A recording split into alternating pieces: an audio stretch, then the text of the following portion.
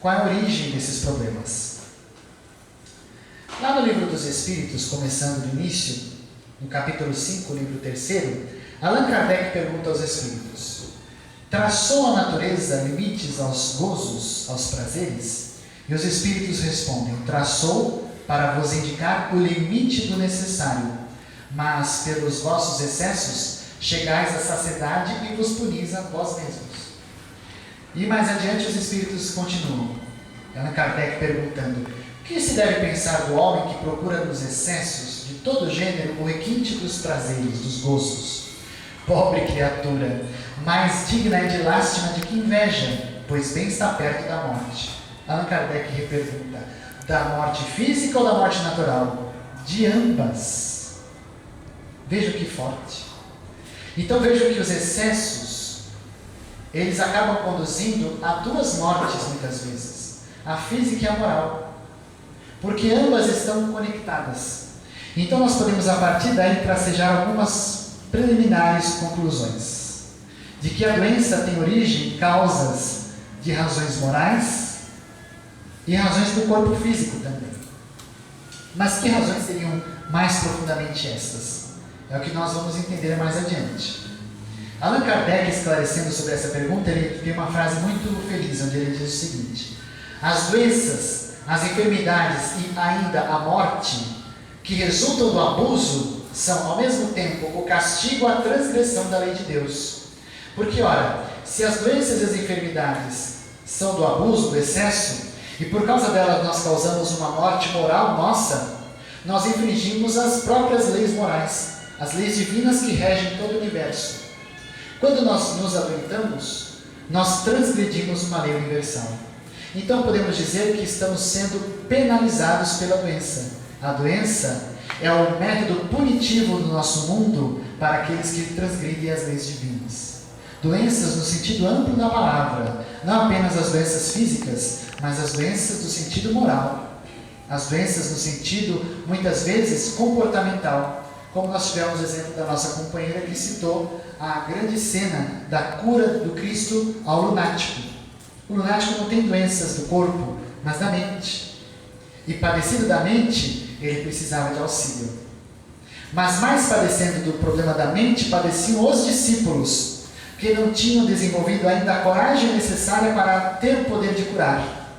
E é por isso que ele fala: até quando vos suportarei a sua incredulidade? Porque a incredulidade também é uma deficiência, e nós precisamos evoluir quanto a isso. Mais adiante, nós temos alguns esclarecimentos lá no Evangelho segundo o Espiritismo, para termos base para continuar. Lá no capítulo 27, no parágrafo 12, Allan Kardec diz: faz-se, portanto, evidente que o homem é o autor da maior parte das suas aflições, as quais se pouparia se sempre obrasse com sabedoria e prudência. É claro que se não ultrapassássemos o limite do necessário na satisfação das nossas necessidades, não apanharíamos as enfermidades que resultam dos excessos, nem experimentaríamos as vicissitudes que as doenças acarretam. Então veja que tudo está em volta do necessário e do supérfluo. Em alguma circunstância, a doença tem esta causa, a causa de que nós excedemos, ultrapassamos o limite daquilo que era necessário. Mas como estabelecer o limite do necessário? Como entender o que é o necessário e o que é o supérfluo? Como compreender esta razão aos olhos da doutrina dos Espíritos e mais, através do Evangelho Redentor, o Evangelho do Cristo? Nós temos, talvez, uma solução.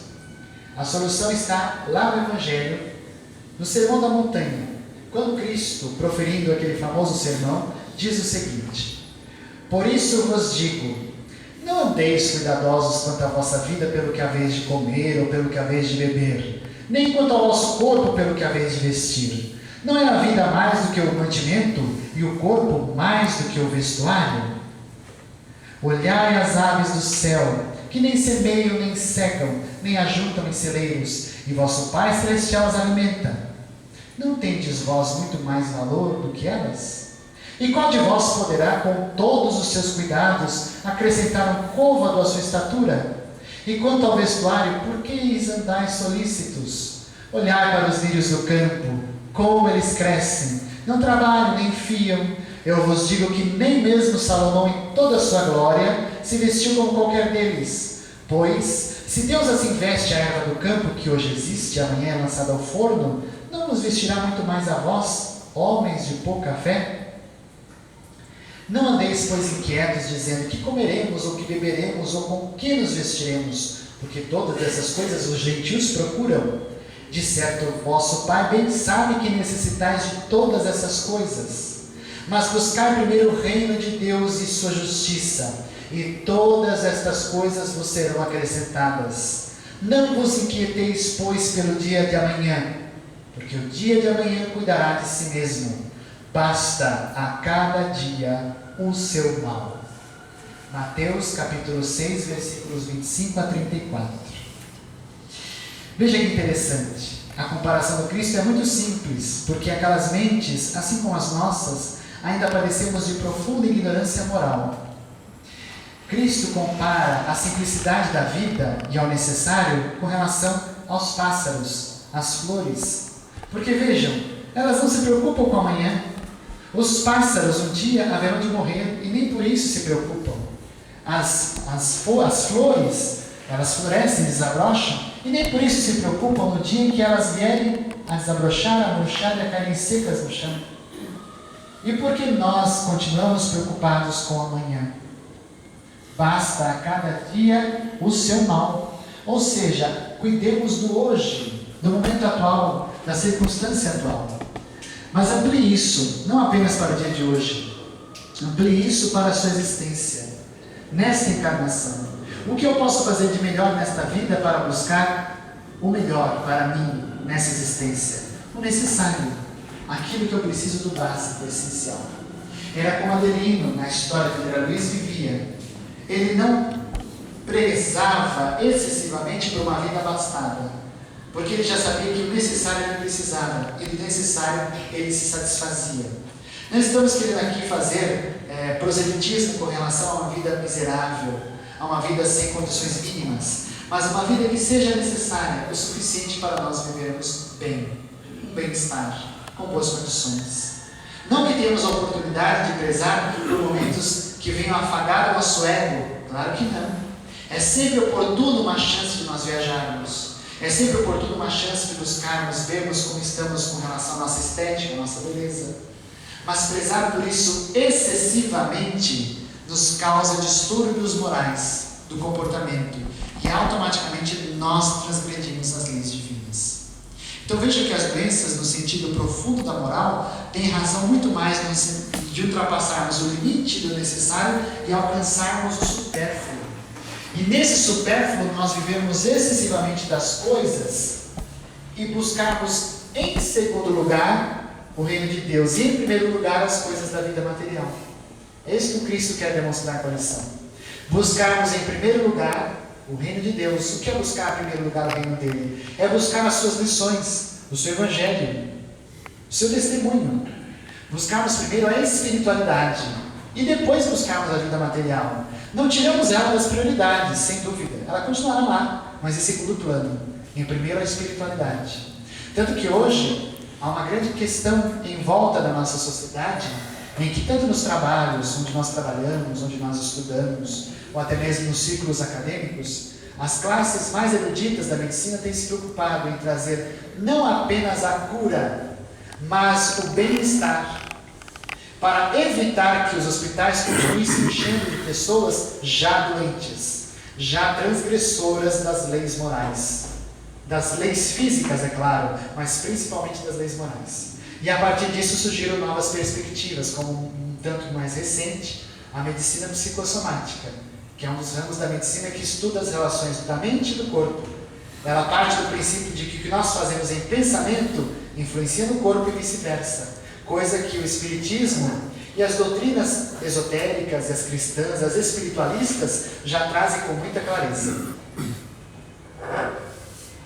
Na Revista Espírita do ano de 1867, numa mensagem trazida pelo espírito do Dr. Morel Lavallée, o médium, o Sr. Delian, pergunta para esse espírito a respeito dessas relações da doença. E o espírito responde a seguinte questão: o que é o homem? um composto de 3 princípios essenciais: o espírito, o perispírito e o corpo. Vamos dar uma pausa para esclarecer essa questão, que é um tanto complexa. O nosso corpo físico é o envoltório físico, é por onde o espírito se manifesta. Quando eu manifesto e gesticulo com a minha mão, é claro que essa minha mão gesticulou através do comando do meu cérebro. Mas o comando do meu cérebro camufla um comando muito mais profundo que está oculto à vista daqueles que não tenham mediunidade de evidência, que é o espírito que me anima e que, ao me animar, impulsiona os fios espirituais até os pontos necessários do meu cérebro para que este, recebendo comando moral, infira sobre os neurônios um comando neuronal para fazer com que haja o gesto. Muito mais complexo do que o entendimento dos comandos dos neurônios. Mas por trás do corpo existe o espírito, um ser invisível, o princípio inteligente. Mas para que o espírito se manifeste no corpo é necessário um conectivo, um elemento que o conecte. Esse elemento conectivo é o perispírito.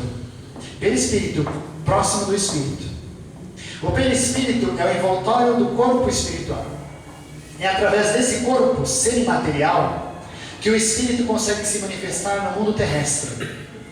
A cada mundo que ele viaja ao longo das suas existências eternas, ele encarna em um perispírito, que ele se forma apresentável.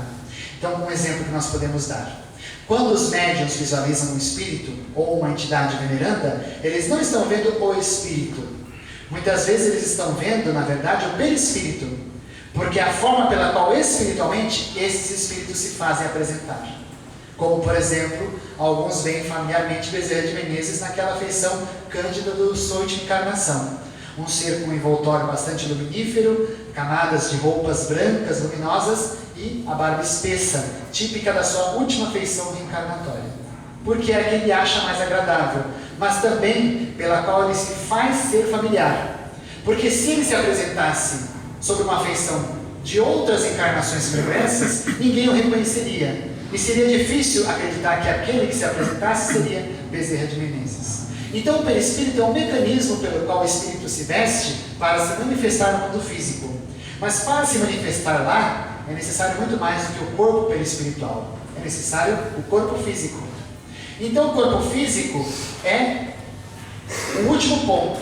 O intermédio é o perispírito e o espírito está lá. Por que ela explica isso nessa escrita? Porque logo depois ela esclarece. Se nós, pois, temos 3 princípios, frente a frente, esses 3 princípios devem agir um sobre o outro e seguir-se-á a saúde ou a doença, conforme haja entre eles a harmonia perfeita ou discordância parcial.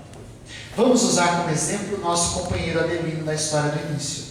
Adelino, tendo interesse patrimonial na sua última encarnação, resolveu queimar o pai com culpa e ressentimento de ter se apropriado da sua fortuna e do conflito de interesses por ter se relacionado com sua madrasta. E quando ele reencarnou com o ressentimento da culpa. A sua mente, conforme descreve com muita lucidez Silas no texto, a sua mente ardia de culpa. O mesmo ardor que ele fez infligir contra o seu pai, no leito de sono. Então, por causa disso, pelas leis morais, foi necessário que ele viesse com essa marca, para que dela pudesse, pelo sofrimento dela, aprender a rever esse conceito silencioso na sua alma. Então ele reencarna com eczema. Veja que o problema que ele causou físico refletiu na sua atitude espiritual, porque ele transgrediu as leis morais. Como ele transgrediu nessa última encarnação, ele não poderia passar por todos os sofrimentos necessários, ele teria que vir um pouco mais depois. Então ele volta com reflexo no corpo físico. Olha que fascinante.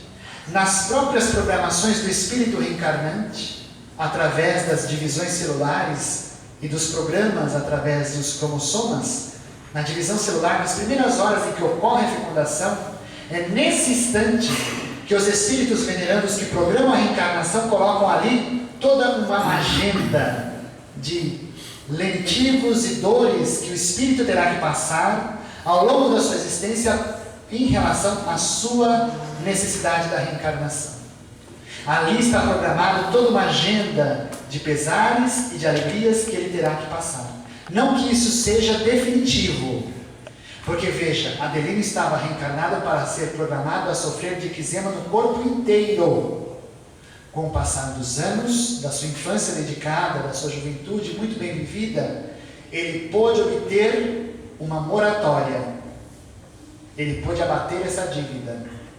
Ele pôde pagar o rotativo cósmico do seu cartão de crédito moral. E o eczema só se refletiu no rosto. O corpo em restante curou-se. Olha que interessante.